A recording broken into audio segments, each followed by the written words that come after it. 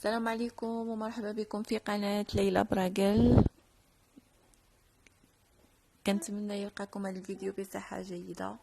اليوم جيت نشارك معكم واحد الوصفة اللي نفعتني صراحة في هذا الجو اللي كيمرضوا فيه الوليدات وحتى هنا بطبيعة الحال. لهذا فعندي لكم واحد المكون اللي انا لقيت فيه راحتي وما بقيتش كنبدلو، ما بقيتش كنشري لي سيرو من لي فارماسي، ما بقيتش كذلك كندير الوصفات الاخرى الطبيعيه. يعني ماشي يعني ان الوصفات الاخرى الطبيعيه ماشي زوينه، بالعكس. يعني انا كنت كنتبع زيت العود والثومه وكانت زوينه بزاف، كنت كنتشافى عليها على لي سيرو ديال الفارماسي. ولكن من بعد واحد 3 ايام 4 ايام يعني المده تطول شي شويه، ولكن هذا المكون اللي جبته اليوم فهو في يوم واحد. يعني هذا المكون هذا هو القرنفل.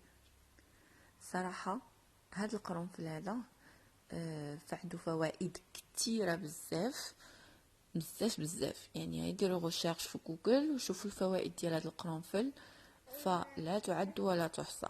ولكن من بين هذه الفوائد هذه هو التطهير، فهو مطهر للجسم، بمعنى كيطرد الفيروسات اللي كاينين في الجسم. الى الحلقه ديالك يعني مريض ملتهب، فسبحان الله يعني مجرد ما كتشرب هذا المشروب هذا ما تيبقاش الحلق سميتو ملتهب، وفي يوم واحد فقط. اذا هنايا القرنفل اليوم جبته على ود الكحه والسعال اللي كيكون مزمن وكيبقى حتى الليل عاده كتجهد علينا الكحه. اذا غتاخدوا فقط ملعقه كبيره ديال القرنفل. انا يعني عيني ميزاني كنوضعها في الترموسه. علاش ترموسه؟ باش يبقى لنا المشروب يعني ساخن او دافئ، ما نشربوهش بارد. الا بامكانكم ديروه في الكاس، ولكن ما غتقدروش تشربوه بارد، ضروري يكون دافي شويه. غتعاودوا تسخنوه. اذا كنضيف هنايا واحد 2 كيسان ديال الماء يكون سخون بطبيعه الحال، وكنسد الترموسه وتنخليه جانبا يعني حتى كيطلق مزيان.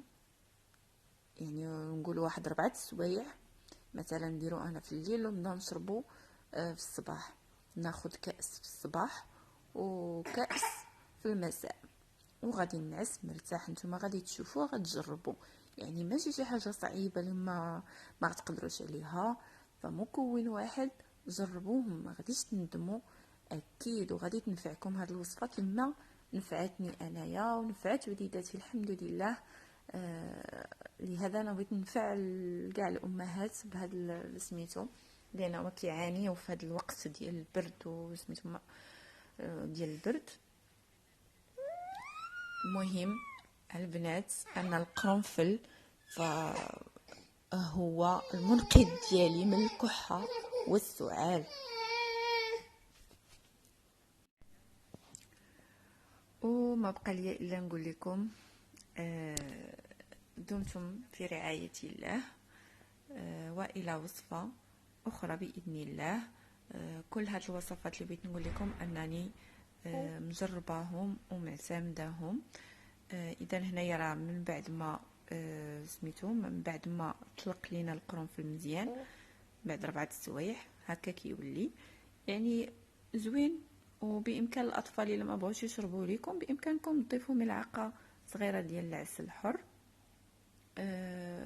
وبسلام عليكم. ما تنساونيش من لايكات ديالكم، لي كومونتير، وتابونا في لاشين ديالي، والى اللقاء.